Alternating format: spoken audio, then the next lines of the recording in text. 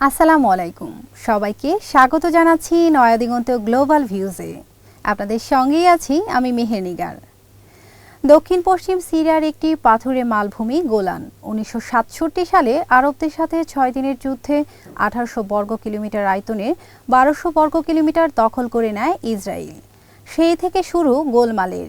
ইসরায়েলের সাথে সিরিয়ার সেই গোলমাল চলছে আজও। কেন এই গোলমাল? কেন মালভূমিটি দখল রাখতে চায় ইসরায়েল?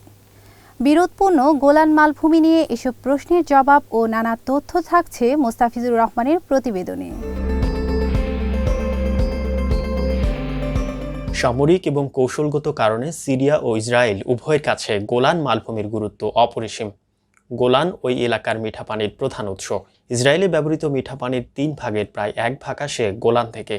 জায়গাটি চাষাবাদের জন্য বিশেষ উপযোগী। এখানে আঙ্গুর সহ নানান ফল ফলাদির চাষ হয়। পশুপালনের জন্য এলাকাটি বেশ উপযোগী। গোলান মালভূমি থেকে মাত্র 60 মাইল দূরে সিরিয়ার রাজধানী দামেস্ক শহর। এছাড়া দক্ষিণ সিরিয়ার একটি বড় অংশ গোলান থেকে স্পষ্ট দেখা যায়। সিরিয়ান সেনাবাহিনীর গতিবিধি পর্যবেক্ষণ করার জন্য এটি একটি আদর্শ স্থান। তাছাড়া পার্বত্য এলাকা হওয়ার কারণে সিরিয়ার সেনাবাহিনীর যে কোনো সম্ভাব্য আক্রমণের পথে গোলান মালভূমি একটি প্রাকৃতিক বাধা হিসেবেও কাজ করে। 1967 সালে ইসরায়েল জায়গাটি দখল করার পর এখানকার সিরিয়ান আরব বাসিন্দারা অধিকাংশই পালিয়ে যায়। 1973 সালে যুদ্ধে সিরিয়ার এটি পুনঃদখল করার চেষ্টা করেও পারেনি। 1974 সালে ইসরায়েল সিরিয়া এক যুদ্ধবিরতি হয়, আর 1981 সালে ইসরায়েল গোলানকে নিজেদের অংশ করে নেয় একতরফাভাবে। দখলের পর থেকেই গোলান মালভূমিতে ইসরায়েল বড় ধরনের সামরিক উপস্থিতি বজায় রেখেছে। মালভূমিটিতে বর্তমানে প্রায় 30,000 লোকের বসবাস। এদের মধ্যে 20,000 হলো অবৈধ দখলদার ইহুদি, যারা ইসরায়েলের গড়া 30টি বসতির এলাকায় বাস করছে। ইসরায়েল প্রতিনিয়ত আরব বা সিরিয়ানদের বসতবাড়ি দখল করে ইহুদিদের জন্য বসতি স্থাপন করছে। আন্তর্জাতিক আইন অনুযায়ী গোলান মালভূমির সম্পূর্ণ অংশ সিরিয়ার ভূমি। এর মোট আয়তন প্রায় 1800 বর্গ কিলোমিটার। অঞ্চলের উত্তরে মাউন্ট হেরমন সহ অ্যান্টি লেবানন পর্বতমালা, পূর্বে ওয়াদি রাক্কাদ, দক্ষিণে ইয়ারমুক নদী এবং পশ্চিমে গ্যালিলি সাগর ও হুলা উপত্যকা অবস্থিত। 1967 সাল পর্যন্ত অঞ্চলটি সিরিয়ার অন্তর্ভুক্ত ছিল, কিন্তু 1967 সালের জুন মাসে আরব ইসরায়েল যুদ্ধের সময় ইসরায়েল গোলান মালভূমির পশ্চিম অংশের 2/3 ভূমি দখল করে নেয়, আর গোলানের পূর্বের এক অংশের উপর সিরিয়ার কর্তৃত্ব বজায় থাকে। যুদ্ধের পর ইসরায়েল শান্তি চুক্তি স্বাক্ষরের বিনিময়ে সিরিয়ার কাছ থেকে গোলানের অধিকৃত অংশ ফিরিয়ে দেওয়ার প্রস্তাব দেয়, কিন্তু সিরিয়া সেই প্রস্তাব প্রত্যাখ্যান করে। এরপর বসে থাকেনি সিরিয়া। 1973 সালে গোলানের অংশ পুনরুদ্ধারে ইসরায়েলের সাথে যুদ্ধ করে সিরিয়া। যুদ্ধের প্রাথমিক পর্যায়ে দক্ষিণ গোলানের কিছু অংশ পুনরুদ্ধার করতে সক্ষম হয়। এই যুদ্ধে সিরিয়া পরাজিত হয় এবং গোলান উদ্ধারে তাদের চেষ্টা ব্যর্থ হয়। পরের বছর অর্থাৎ 1974 সালে সিরিয়া ও ইসরায়েলের মধ্যে একটি চুক্তি স্বাক্ষরিত হয়। চুক্তি অনুযায়ী ইসরায়েল অধিকৃত গোলানের 5% ভূমি সিরিয়ার কাছে হস্তান্তর করে, কিন্তু হস্তান্তরকৃত ভূমিকে স্থায়ীভাবে অসামরিকীকৃত রাখার শর্ত জুড়ে দেয়। চুক্তি অনুযায়ী গোলান মালভূমিতে 400 বর্গ কিলোমিটার এলাকার একটি অসামরিকীকৃত অঞ্চল স্থাপিত হয়। এই অঞ্চলে সিরিয়া নিয়ন্ত্রিত ও ইসরায়েল নিয়ন্ত্রিত অংশে কোনো ধরনের সামরিক উপস্থিতি রাখা যাবে না বলে ঠিক হয়। এই অসামরিকীকৃত অঞ্চলের পশ্চিম ও পূর্ব উভয় দিকে 25 বর্গ কিলোমিটার অঞ্চল পর্যন্ত মোতায়েনকৃত সৈন্য ও অস্ত্রশস্ত্রের পরিমাণ নির্ধারণ করে দেওয়া হয়। বর্তমানে গোলান মালভূমির প্রায় 1200 বর্গ কিলোমিটার ভূমি ইসরায়েলের নিয়ন্ত্রণে, আর প্রায় 600 বর্গ কিলোমিটার সিরিয়ার অধীনে। সিরীয় নিয়ন্ত্রিত ভূমির অভ্যন্তরে 235 বর্গ কিলোমিটার বিস্তৃত একটি নিরপেক্ষ অঞ্চল রয়েছে।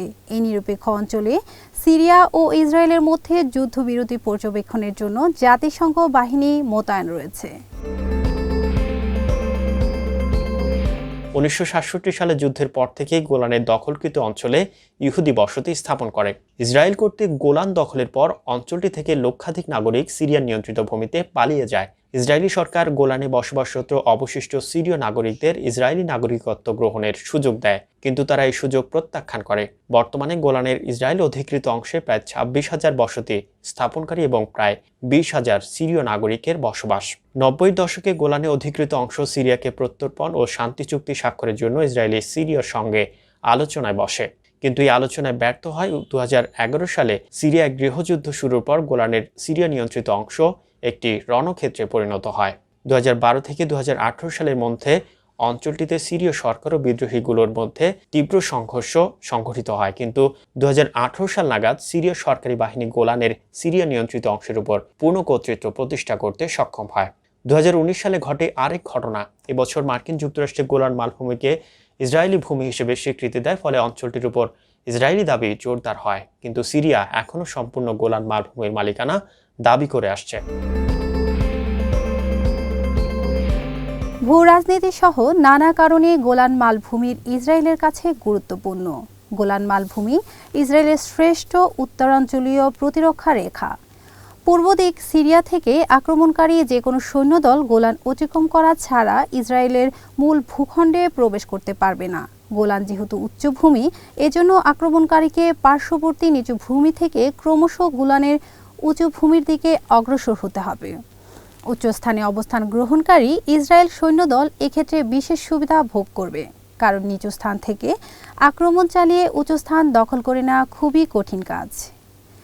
1973 সালে আরব ইসরায়েলি যুদ্ধের সময় ইসরায়েলের কাছে সিরিয়ার পরাজিত হওয়ার অন্যতম কারণ ছিল গোলান মালভূমিতে ইসরায়েলি নিয়ন্ত্রণ। গোলানের উচ্চভূমিতে মোতায়েনকৃত 177টি ইসরায়েলি ট্যাঙ্ক উঁচু স্থানে অবস্থানের সুযোগ নিয়ে নিচু ভূমি থেকে অগ্রসরমান 1,500 সিরীয় ট্যাঙ্ককে যথেষ্ট সময় আটকে রাখতে পেরেছিল। এর ফলে ইসরায়েল গোলান ফ্রন্টে পর্যাপ্ত পরিমাণ অতিরিক্ত সৈন্য ও অস্ত্রশস্ত্র পাঠানোর সময় ও সুযোগ পেয়েছিল। ফলে ইসরায়েলের বিরুদ্ধে এলিমেন্ট অফ সারপ্রাইজের সুবিধা পাওয়া সত্ত্বেও সিরিয়া যুদ্ধে পরাজিত হয়।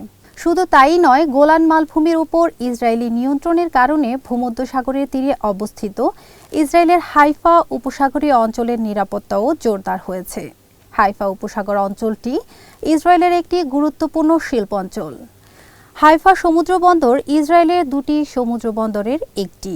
অঞ্চলটি ইসরায়েলের কৌশলগতভাবে অতি গুরুত্বপূর্ণ জেরুসালেম হাইফা গ্যাদারা ত্রিভুজের অংশ।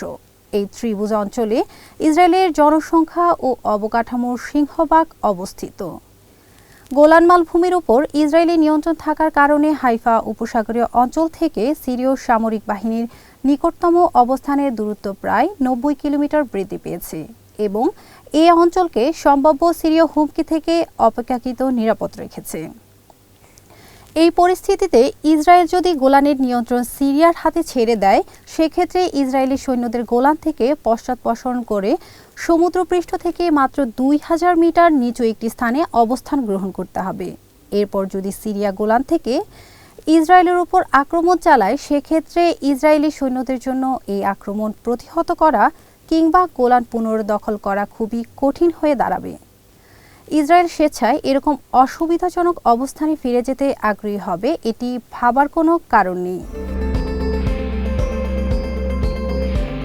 ইসরায়েলি গোয়েন্দা সংস্থাগুলোর কার্যক্রমের জন্য গোলান মালভূমির উপর তাদের নিয়ন্ত্রণ থাকা জরুরি। উত্তর গোলানে অবস্থিত মাউন্ট হেরমনের একটি চূড়া ইসরায়েলের নিয়ন্ত্রণাধীন। এটি ইসরায়েলের জন্য সিরিয়া সম্পর্কে তথ্য সংগ্রহ করাকে সহজ করে দিয়েছে। এখান থেকে ইসরায়েলিরা সিরিয়ার একেবারে ভিতরের অংশ পর্যন্ত বৈদ্যুতিক নজরদারি চালাতে পারে। এর মধ্য দিয়ে ইসরায়েল সিরীয় সশস্ত্র বাহিনীর গতিবিধির উপর নজর রাখতে পারে এবং সম্ভাব্য সিরীয় আক্রমণের ক্ষেত্রে তারা আগেই সতর্ক হওয়ার সুযোগ পায়।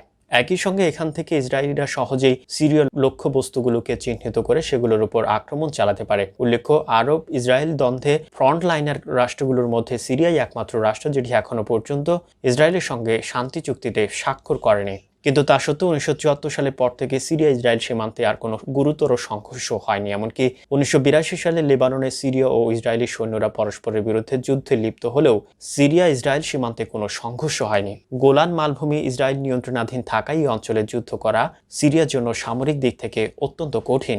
এজন্যই সিরিয়া আর এই অঞ্চলে নতুন করে যুদ্ধ শুরু করেনি বলে ইসরায়েলি নিরাপত্তা বিশ্লেষকদের ধারণা। সিরীয় গৃহযুদ্ধ আরম্ভ হওয়ার পর ইসরায়েলের কাছে এই ফ্রন্টে স্থিতিশীলতা বজায় রাখার ক্ষেত্রে গোলানের গুরুত্ব আরও বৃদ্ধি পেয়েছে। সিরিয়া ও ইসরায়েল প্রতিবেশী রাষ্ট্র, কিন্তু সিরীয় গৃহযুদ্ধ যেরকমভাবে লেবাননের উপর নেতিবাচক প্রভাব ফেলেছে, সেরকমটা ইসরায়েলের ক্ষেত্রেও ঘটুক এমনটা ইসরায়েলিরা চায় না। গোলানের উপর ইসরায়েলি নিয়ন্ত্রণের কারণে সিরীয় গৃহযুদ্ধ ইসরায়েলের মূল ভূখণ্ড থেকে দূরে থেকেছে মনে করা হয়। এদিকে ইরান ইসরায়েল দ্বন্দ্বের প্রেক্ষাপটে ইসরায়েলি সামরিক বিশ্লেষকরা গোলানের উপর নিয়ন্ত্রণ বজায় রাখার উপর আরও জোর দিচ্ছেন। ইরান সমর্থিত লেবানন ভিত্তিক হিজবুল্লাহ ও গাজা ভিত্তিক হামাস ইতিমধ্যেই সম্ভাব্য যুদ্ধের ক্ষেত্রে ইসরায়েলের বিরুদ্ধে ইরানকে দুটি ফ্রন্ট খোলার সুযোগ করে দিয়েছে। সিরীয় গৃহযুদ্ধের প্রেক্ষাপটে সিরিয়ার উপর ইরানি প্রভাব ব্যাপকভাবে বৃদ্ধি পেয়েছে এবং ইরানি বিপ্লবী রক্ষা বাহিনী ও ইরান সমর্থিত বিভিন্ন মিলিশিয়া সিরিয়ার বহু সংখ্যক ঘাঁটি স্থাপন করেছে। ইতিমধ্যে গোলানের ইসরায়েল নিয়ন্ত্রিত অংশে রকেট হামলা পরিচালনার জন্য ইসরায়েল, ইরান ও ইরান সমর্থিত মিলিশিয়াগুলোকে দায়ী করেছে। ইসরায়েলের দৃষ্টিকোণ থেকে এখন যদি গোলান মালভূমিকে সিরিয়ার কাছে হস্তান্তর করা হয়, সেক্ষেত্রে গোলানে ইরানি ঘাঁটি স্থাপিত হবে এবং সেটি ইসরায়েলের জন্য প্রত্যক্ষ হুমকি হিসেবে কাজ করবে। আজ এ পর্যন্তই। আমাদের চ্যানেলটি ভালো লেগে থাকলে অবশ্যই সাবস্ক্রাইব করুন। সবাই ভালো থাকুন, সুস্থ থাকুন, দেখতে থাকুন নয়া দিগন্ত গ্লোবাল ভিউজ। আল্লাহ হাফিজ।